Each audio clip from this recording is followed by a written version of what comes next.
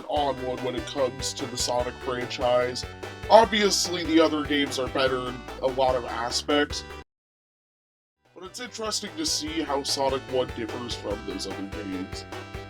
I feel like people neglect it too much because the other games improved on it so much, but I do think it's important to look at Sonic 1 as its own thing rather than comparing it to the other franchises. Because if you do, then yeah, obviously they're going to be better. Because they have more of a budget, a better team, and well, yeah, obviously it's going to be better. But anyways, I decided I wanted to go through Sonic 1 and review it as its own thing. Because why not, you know?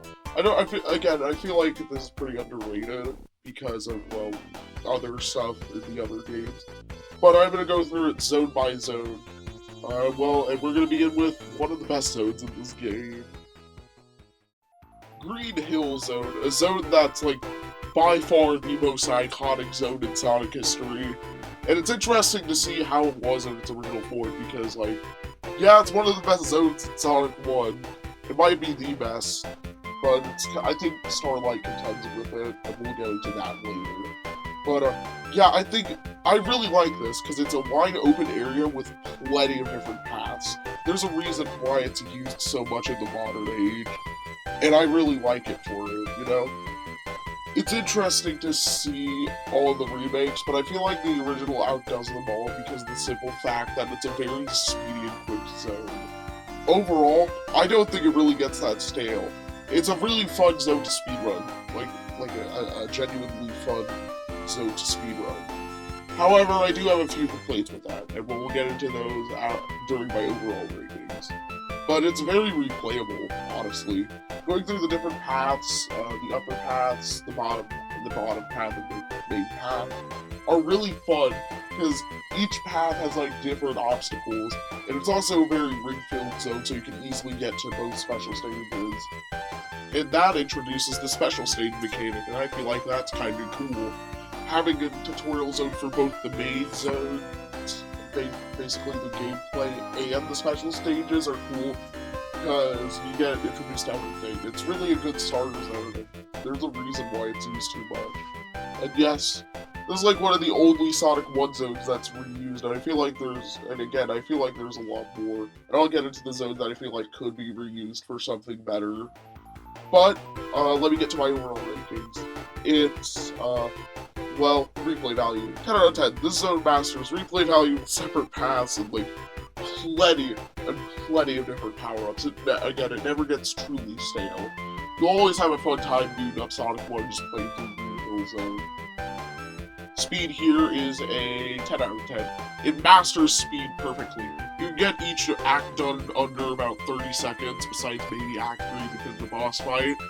But yeah, I really enjoy seeing the different tactics that speedrunners use to get past this zone, especially in Act 3, because it's one of the easier skips to do. I tried doing it in my playthrough. It did not go well, because you need specific inputs on the D-pad. But yeah, I like blasting through Green Hill Zone. It's very fun. Overall, it's a 9 out of 10, because of one issue I had, and that's the spikes. Spikes are fun and all, but like, yeah, no, there's way too many spikes here. It ultimately undermines the quality of the zone. And it's made worse, especially with the Sonic 1 spike glitch, which, if you didn't know, spikes just ignore invincibility frames, so you immediately die after getting hit by a spike. It's weird. I'm glad they fixed that in the remakes. Honestly, yeah, it's a very, very good tutorial level, but it's about to get much worse. Please, God, no. I think Marble Zone is by far the worst zone in this game. I don't think Labyrinth's as bad as people say, but I'll get into that later. Marble Zone suffers from one main issue, and that is, well, the fact that there's like barely any separate paths. There's like a total of 3 in the entire zone. That's not acts, the zone. And most of those are from Act 3. There's only like 2 extra paths in Act 3, and that's about it. So it's not really replayable. Oh yeah, did I mention the fact that there's lava everywhere? Lava's fun and all, but like, this zone overuses it way too much. Honestly, the reason lava everywhere kind of punishes speed, because if you want to go fast, you really can't do much because there's going to be lava everywhere, so everywhere you step, you're going to die.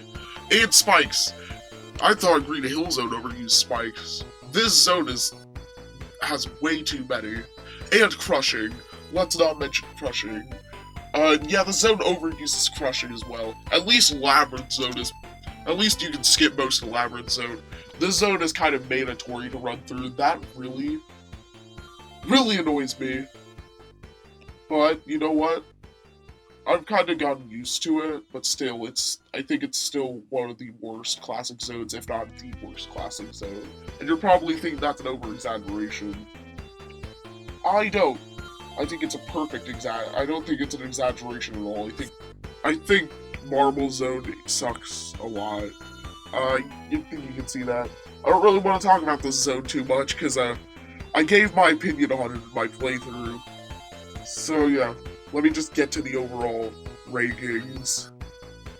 Overall rankings, replay value, 1 out of 10. It is basically no paths, and it's a tight corner that's boring and linear to go through. That could also count for speed. Speed is a 1 out of 10. It punishes you for thinking to be fast. If you try to be fast in this zone, it'll hit you with everything it has just to make you stop. It's really annoying, especially with moving platforms. Overall, 1 out of 10. At least Metropolis has like a speedy part to it or two, and it kind of has cool level design, and it's a lot more open. This is nothing, really. It's annoying to go through, it's not fun, it's boring. I'll get into why I don't think Labyrinth's that bad, but at least it gets a little bit better from here. Actually, no, not just a little bit, a lot better. If I had to sum up this zone, it'd be with this clip. Hey, that's pretty good. It is surprisingly good for how little it's talked about. I don't think people appreciate it enough. They always say it's alright without actually failing to see the good parts of the zone. Sure, there are those god-awful moving platform sections, but you can skip those with enough speed. That's what I like about this zone. It rewards you for being smart seeding. This can be seen in the first act. I'm going to check that later. Where there's a platform when you go up the ramp. And if you give enough momentum, you can get to that ramp and basically skip over most of the level. I also like how it uses springs to add to your speed. I really like city zones in Sonic games, and I feel like this is a good city zone.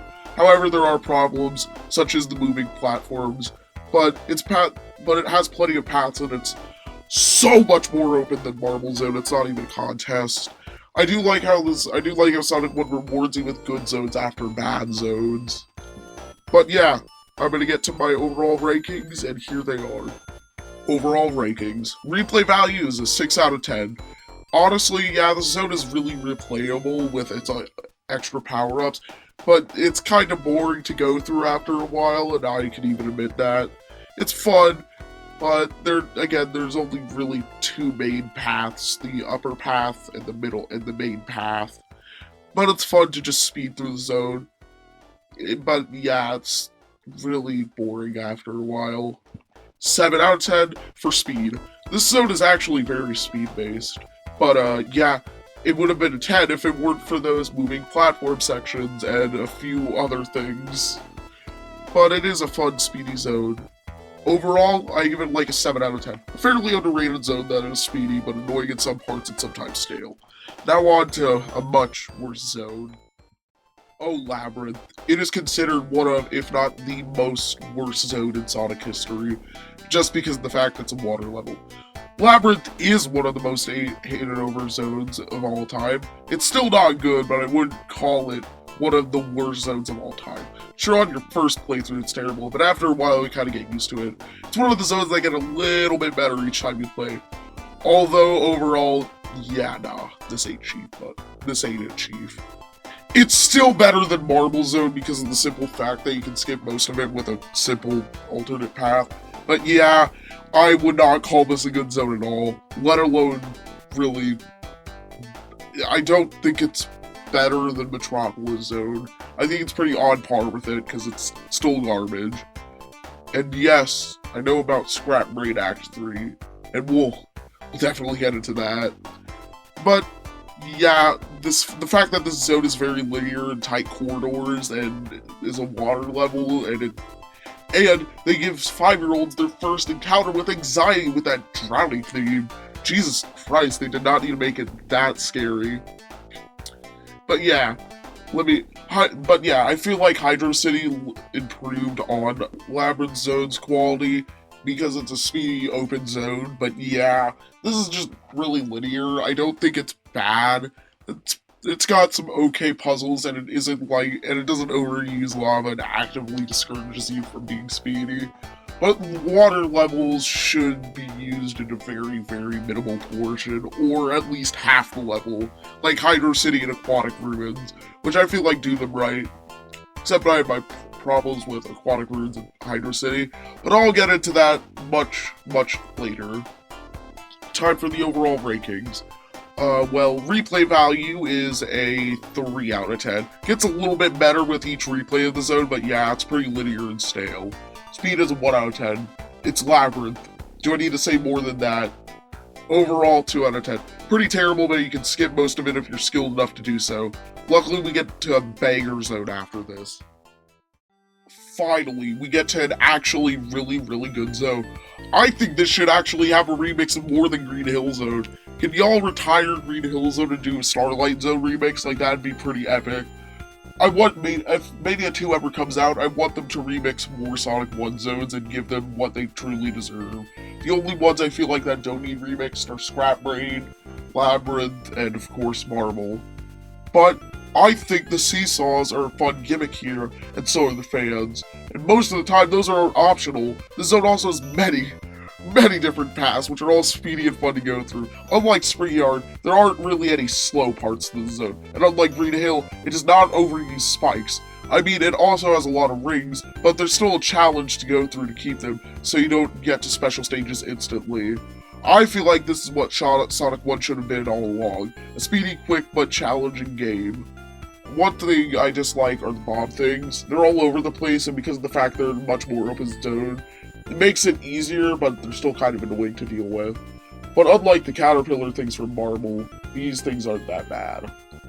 A thing I like about this zone is it's a very, very big fastness. I think it's one of the few zones to be as vast as Green Hill and Spring Yard. When you're compared to Green Hill, one of the most vast zones with many, many different paths, this is a pretty big zone. I also like how it's a speed highway, which really makes the aesthetic better. My overall rankings are replay value, 10 out of 10. The amount of paths there are really add to the replay value of the zone as a whole. Speed is a 10 out of 10. It is one of the speediest zones to go through in Sonic history. There aren't that many zones that aren't as reliant on speed. My overall ranking of it is a 9 out of 10. A zone that really needs a modern remake isn't planned to go through. The only real problems I can come up with are like the bombs are overused, but that's about it. It's a really, really decent zone, and I feel like you should use the cheat code to immediately play through it and skip god-awful Marble Zone and Labyrinth Zone. But now we get to like a mixed zone. Scrap Brain is definitely the most interesting zone to me, and I like how it uses enemies from all zones you've been playing through so far. But yeah, this zone is very mixed in quality, especially when it comes to the different acts. I think Scrap Brain Act 1 is what the zone should have been all along. It's a pretty fun puzzle zone that reuses gimmicks from all the different levels in one final challenge. Act 2 is not very good, like at all. It's a really boring puzzle level, that's all I can really say. I mean, it has like one separate path and that's about it. And Act 3 is worse Labyrinth. And I thought Labyrinth was pretty garbage, but this makes it worse because air bubbles are a lot less few and far in between. But like Labyrinth, you could easily just skip it, most of it, and go straight to the final boss. I can't really rank this like the other zones, but yeah, I'm gonna put all of my rankings together for each of the acts to make one big ranking for the whole zone, because, well, yeah, I think it's important to look at each act and put them together to really find out the actual quality of the zone. But after doing that, I'd say it's around a 4 out of 10 zone. I can't really do speed and replay value, because of, well, I didn't really do any rankings for speed and replay value. It's very hard to put those two together, but I can put a good overall ranking. It started off strong with the first unique level design, then became mid in the middle. Oh, you could have guessed. And then ended terribly. But, you know, also I just wanted to talk about the banger soundtrack real quick. Like, all these zones have banger soundtracks, but there's this one part in Scrap Brain that really hits, and I'm gonna play it for you.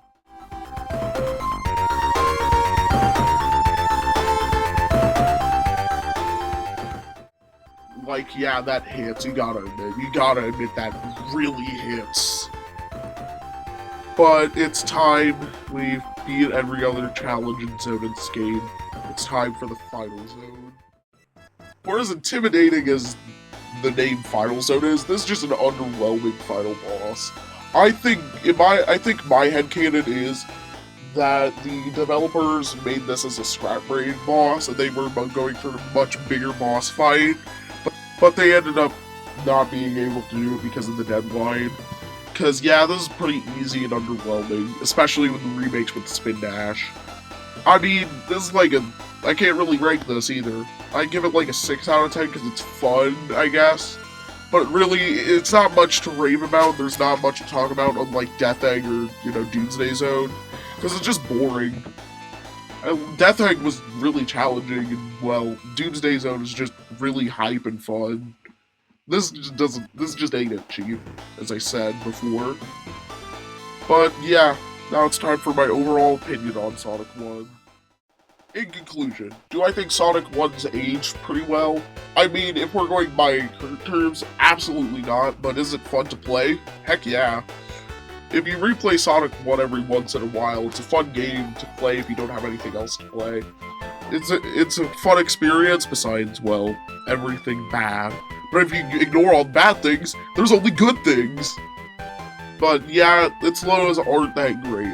If I had to give an overall ranking for this game, it's like a 7 out of 10. It's fun and speedy, but there are some parts that are absolutely garbage. Especially Labyrinth and, well, my least favorite zone, Marble Zone, because every time I try to speedrun the game, Marble Zone ruins it for me! Yay! But I've beaten Sonic 1 many times, but that's just my opinion. I feel like the pros outweigh the cons because, well, Starlight Zone and Green Hill, Spring Yard, and the first act of Scrap Brain are bangers. And again, if you ignore all the bad things, there's only good things. But, thanks for watching. See you next time. Bye. Oh, also, I am doing a Sonic CD playthrough.